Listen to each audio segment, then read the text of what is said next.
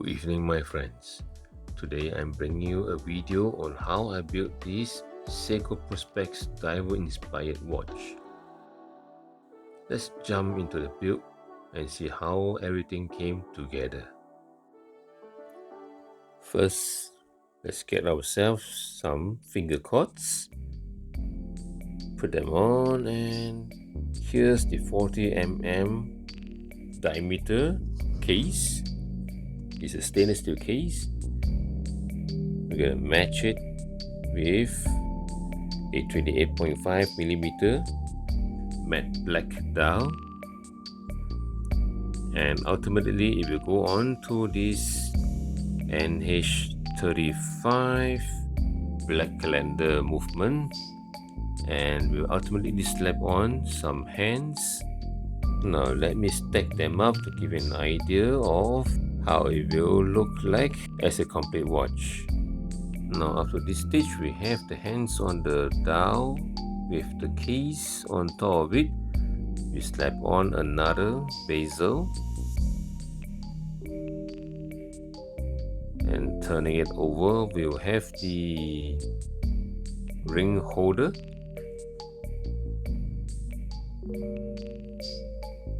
Stuck to the back, and another back cover. This should more or less complete the watch.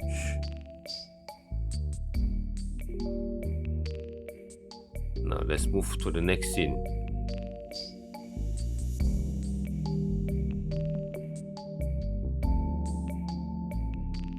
Right out of the back is a 28.5mm matte black diver series dial. Notice there are 2 feet at the back of the dial.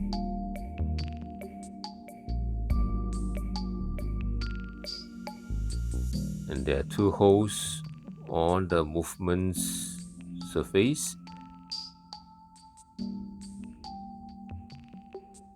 We're going to match it. Since this is a 3 o'clock movement and the calendar, both must match to give it a good fit.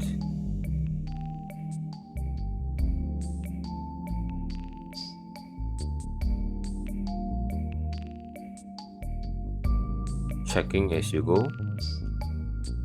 If all goes well, then you may snap them on to give it a snug fit with no gaps in between. Make sure, yeah.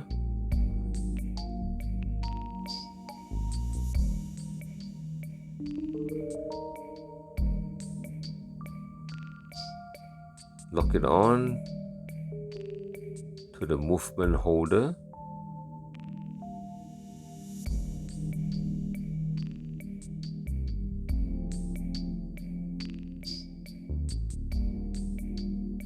Oh, good. Next,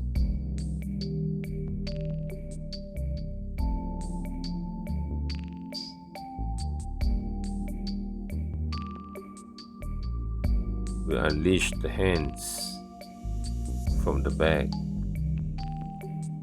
Get the tools ready. Let's start with the hour hand, but before that, let's give it a good puff and start installing the hour hand.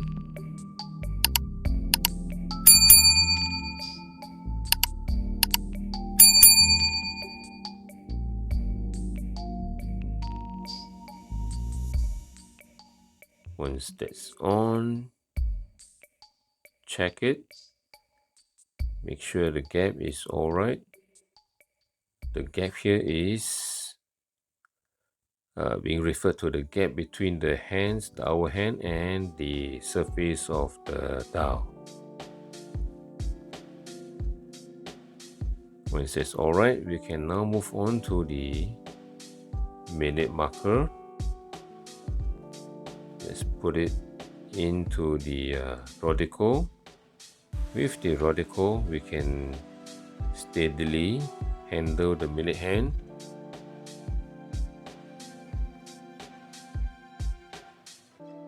Without damaging the dial.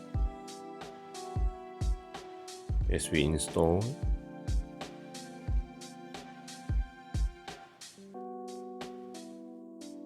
Not much of a drama here with this move. So we shall move on to installing the last marker hand, which is the second hand.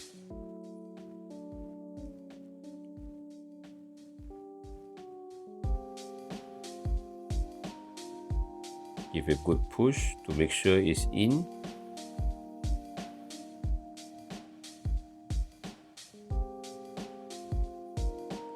Let's check it to make sure none of the hands come into each other, which will hinder the movement when the time is in operation later.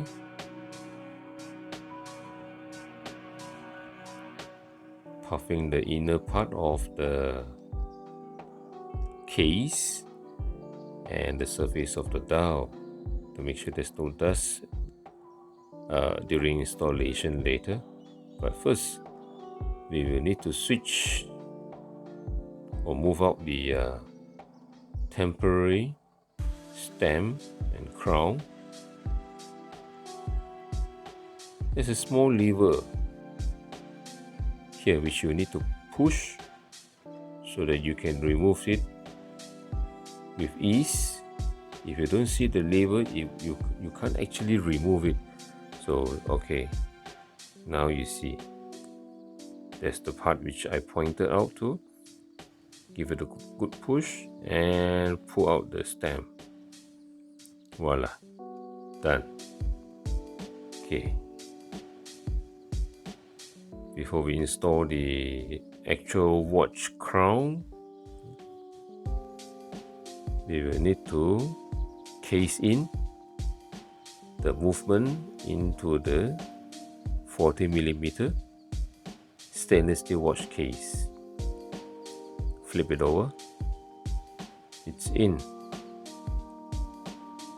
We can now fit in the crown and the actual watch stamp.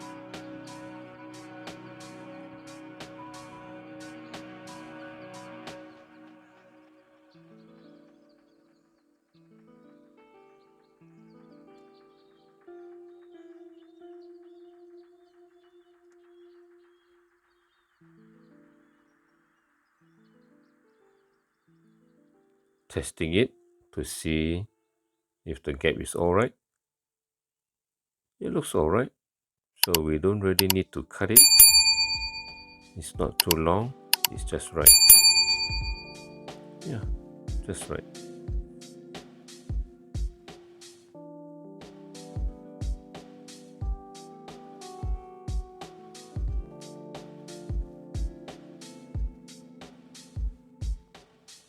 So I'm going to lock it in now.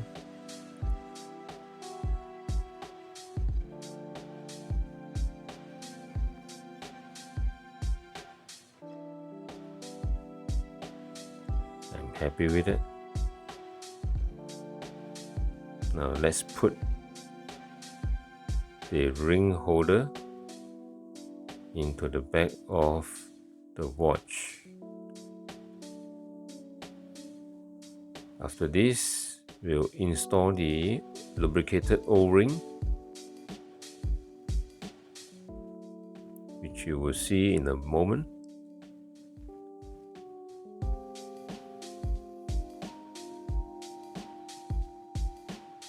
Here goes the O-ring. Make sure it's sitting flushed or properly in the groove so that it doesn't get pinched when you put in the, or when you screw in the transparent back cover later. See, it's not aligned and we will need to adjust it so it's seated within the groove itself. Yeah, it's good. Alright, let's give it a good puff. I mean the back cover. And it's time to seal the watch.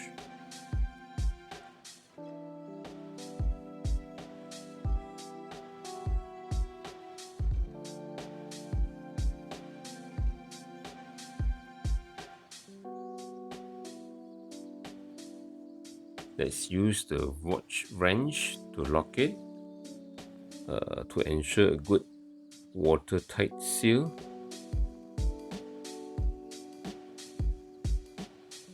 Now I'm going to peel off the stickers.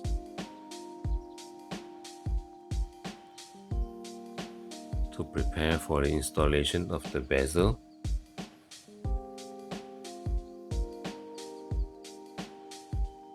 The bezel that I prepared is a very nice dark black one.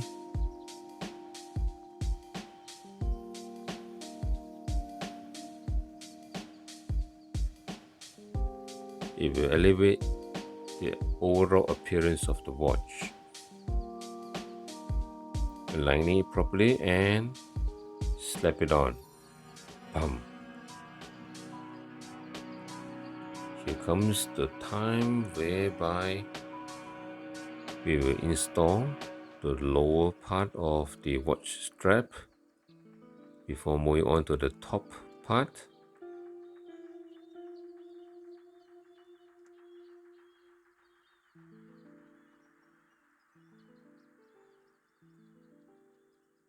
And we will ultimately reveal the watch soon to you.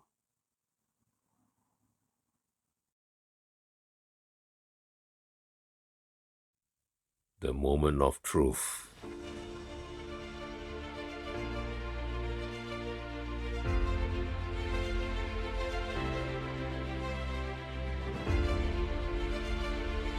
Honestly, this build came out super clean. I'm very impressed. Black on black always works, and the rubber strap gives it that proper tool watch feel. The simple setup, but the overall feels very solid on the wrist. Some quick mentioning on the measurements.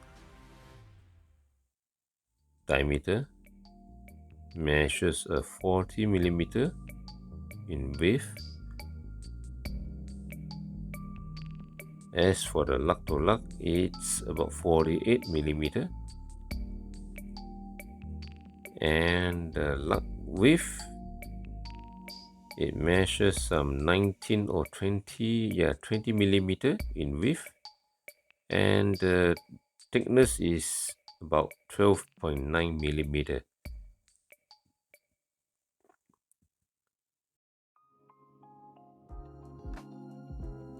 As for the weight, it weighs some 93.6 grams. Now let's test the glass, see whether it's a fire. Oh yes, it is. It is a fire.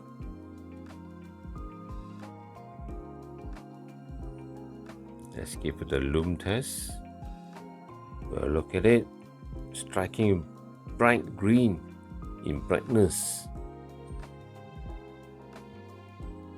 During some break time earlier, I have given it a special touch by installing my own ModEmTogether logo on the sterile black dial, so it looks slightly different than my previous models, whereby this doesn't spot the Seiko but rather my own watch logo.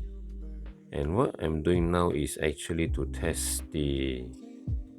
look for the midnight position, but I managed to get it to turn to a new day at just 3 minutes before the new day, which is very acceptable.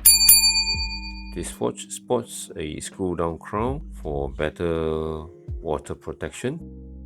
To everyone who has subscribed and supported the channel, thank you so much. And if you are here and enjoy the watch mods and DIY builds, consider subscribing to follow the journey. Don't forget to like and share too. I'll see you in the next one. Bye.